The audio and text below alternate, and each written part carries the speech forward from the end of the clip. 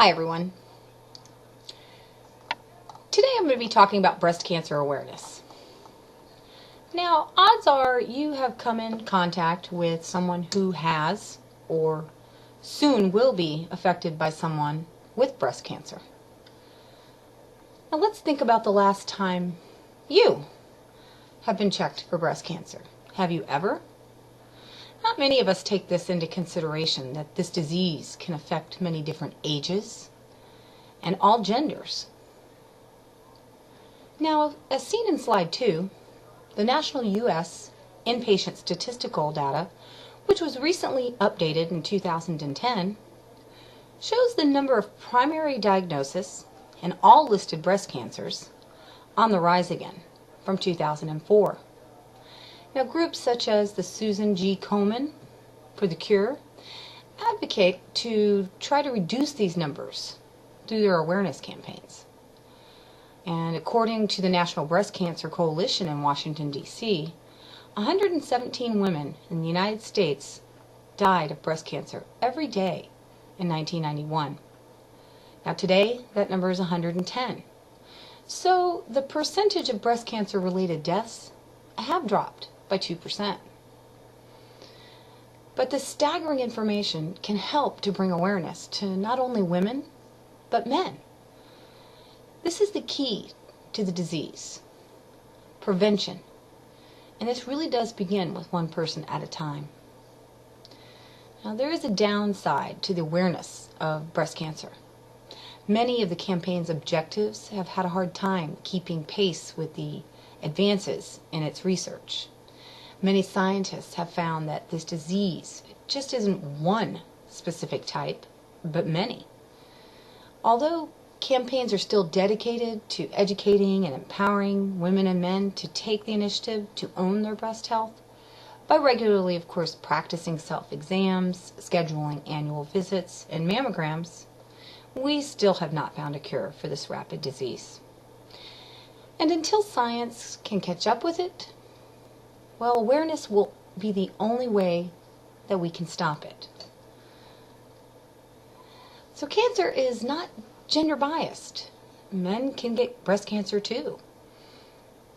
You don't often hear of men and breast cancer, but it is true.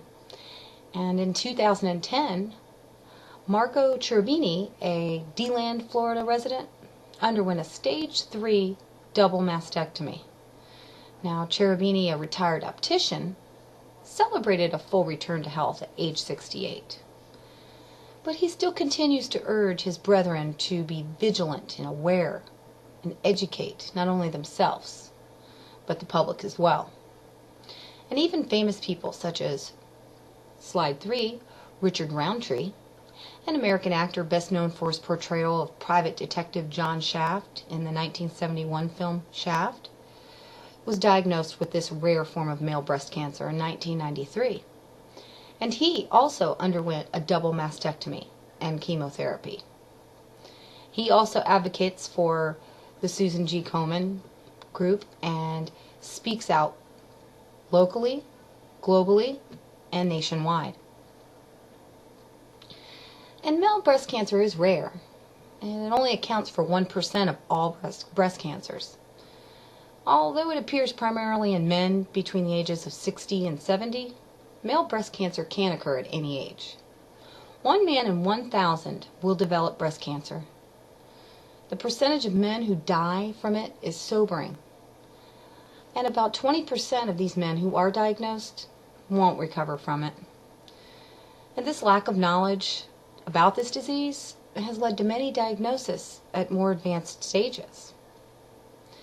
So some of the symptoms that both male and female breast cancer patients have include abnormal lumps or swelling in the breast, or in the nipple or the chest muscle, skin dimpling or puckering, nipple retractions turning inward, redness or scaling of the nipple or breast skin, and nipple discharge.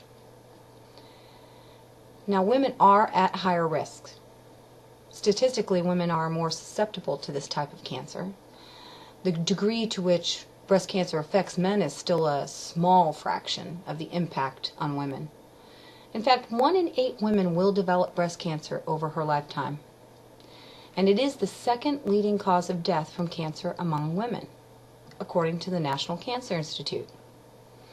And women are constantly exposed to the cancer growth promoting effects of female hormones, and this causes a higher risk for this disease. Now, as in the next slide, a personal close friend of 10 years, Amy Geiger O'Neill, has been diagnosed and treated with stage 2 breast cancer. It all started with a self-examination 16 months ago, and Amy found a lump and immediately went in for additional testing. To her dismay, a malignant tumor was found. Now, biopsies told the story of the journey she would undergo, months of chemotherapy and radiation. Thankfully, currently she is in remission and on a 5-year medication to aid in the prevention of reoccurrences. Now, this has been a life-changing event for Amy, both physically and emotionally. Because cancer can become a part of anyone's life. Early detection is the key to prevention. Information about self-exams can be found at local health providers. Yearly mammograms will also help to reduce the risks of advanced stages. Now, raising awareness in the public is relevant. Corporations such as Avon and Procter & Gamble have partnered with advocacy groups to help fund the awareness of breast cancer. And continuing education throughout our communities and schools will definitely help to bring this era of cancer to a halt. Now, women may be a higher risk of encountering breast cancer, but men should take notice to the urgency of this developing disease too. Cancer can become a part of anyone's life, and although there are no specific screenings for men such as mammograms, prevention is possible if detected early. Now, Dr. Susan Love, a breast cancer surgeon at UCLA's David Geffen School of Medicine, leaves us with a final thought today. We are in the mindset that cancer will be a chronic disease, but it doesn't have to. By shifting the focus from earlier detection to prevention, we can be the generation that stops it. And as in the last slide, tests save lives, and the cure really does begin with you. Be a change. Become part of it. Thank you.